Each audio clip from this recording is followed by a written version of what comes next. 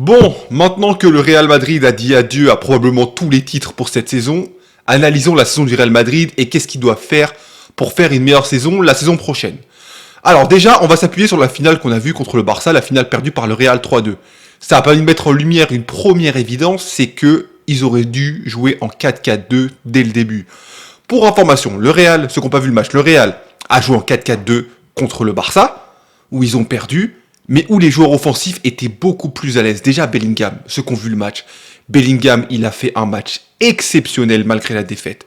Tous ceux qui disent que Pedri, c'est le meilleur milieu du monde, etc. Sur ce match, on a vu, Bellingham, il a absolument rien à envier à Pedri. Il a fait un match de patron dans une composition qui lui correspond mieux. Pourquoi ça lui correspond mieux? C'est très simple. Le milieu, il est plus dense.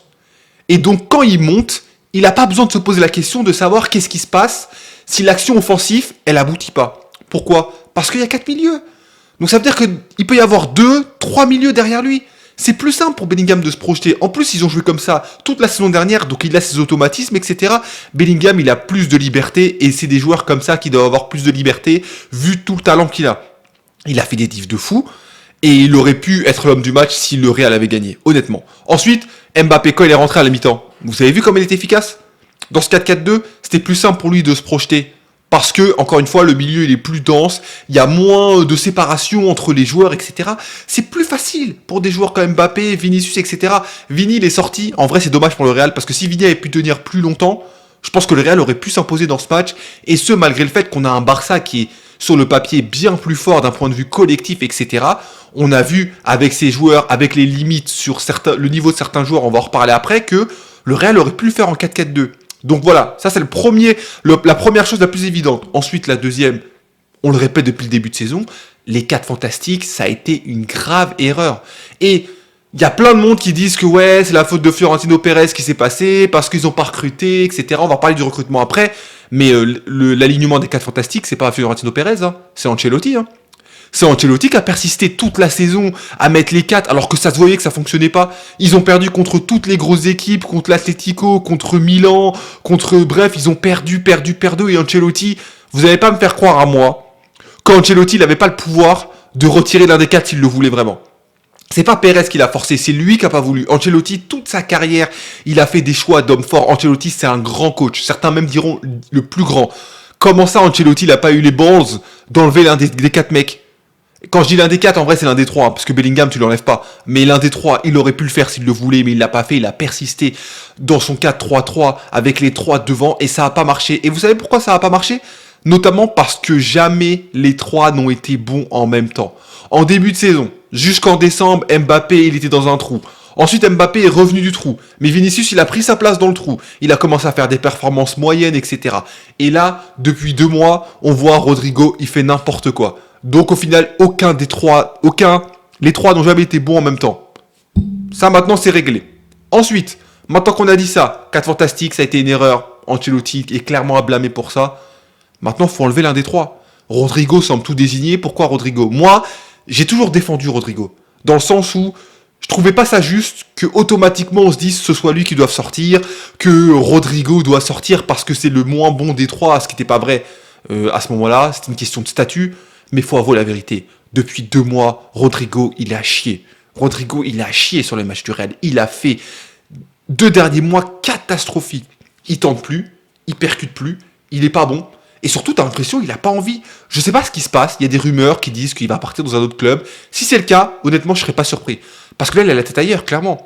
Il est plus dans le coup. Alors oui, c'est vrai, il joue à droite, c'est pas son poste, mais ça fait un moment qu'il joue à droite. Et il a déjà été très performant à ce poste-là. Donc l'excuse de dire il est pas à son poste, pour moi, elle tient pas, parce qu'il a toujours joué comme ça. Donc là, Rodrigo, il est ailleurs. Donc pour moi, c'est Rodrigo qui doit partir. Après, si vous voulez en enlever un autre, malheureusement, ça sera pas Mbappé parce qu'il vient d'arriver, ce serait Vini, je trouve que c'est pas une bonne idée, mais bon.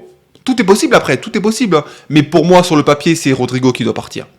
Et enfin, le recrutement dont je vous parlais, le Real Madrid doit recruter. Et ils doivent pas recruter en mode vite fait. Faut un arrière gauche, un arrière droit, un milieu créatif et un 9 de métier. Avoir Franck Garcia et Lucas Vazquez dans une finale quand t'es le Real Madrid, c'est inconcevable. Faut se rendre compte de la dinguerie que le Real a fait. Le Real a failli battre le Barça avec Franck Garcia et Lucas Vazquez. Ces mecs-là, normalement, c'est les remplaçants des remplaçants. On parle même pas d'être titulaire. Quoi, ces gars-là ont fait tout le match. Et c'est pas un manque de respect envers eux, hein. C'est des bons joueurs. Hein. Mais là, c'est le Real.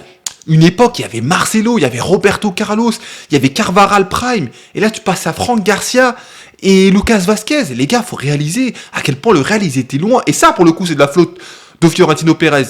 Pareil pour le milieu. Ceballos, normalement, c'est le remplaçant du remplaçant. C'est un bon joueur, hein. Mais c'est pas un joueur titulaire au Real Madrid. Là, le Real Madrid, ils étaient au stade où, quand Ceballos n'était pas là, il y avait un manque. Les gars, c'est Ceballos. En tout respect, c'est Ceballos. Et il leur faut un œuf de métier parce que ça permettrait à l'entraîneur de tenter des choses différentes. S'ils veulent faire un 4-3-3, par exemple, le fameux 4-3-3 où ils forcent, bah, autant avoir un œuf de métier et avoir un Vini, un Mbappé ou un Vini, un Rodrigo, peu importe, qui tourne autour, mais au moins avoir un joueur de pointe qui permettrait d'offrir d'autres solutions comme les centres, etc. Là, le Real Madrid, ils peuvent pas centrer. Il y avait personne sur les centres. Mbappé, il est nul de la tête. Vinicius, il met pas de tête. Rodrigo, j'en parle même pas. Il y avait que Bellingham qui pouvait mettre des têtes. Sauf que Bellingham, dans le 4-3-3, bah, il était plus loin, donc des fois, il était pas dans la phase de réparation. Donc il va falloir recruter, 4 joueurs. On sait qu'à droite, Alexander Arnold semble déjà recruté.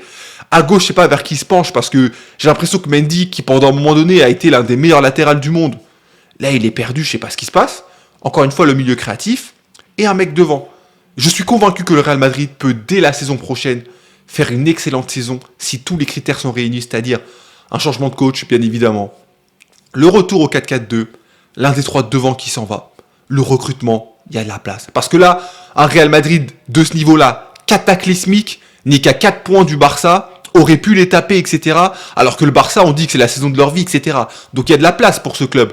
Il y a de la place pour ce club qui, s'il met ce qu'il faut, reste quand même le plus grand club du monde, quoi qu'on en dise. Maintenant, faut faire les changements, faut assumer une saison ratée. Ça arrive pour un club comme ça. Voilà, la saison dernière, ils ont tout gagné. Maintenant, s'ils font le nécessaire, il y a moyen.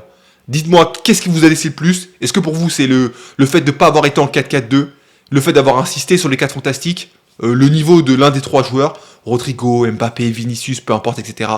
On en discute dans les commentaires et je vous dis à la prochaine. Ciao!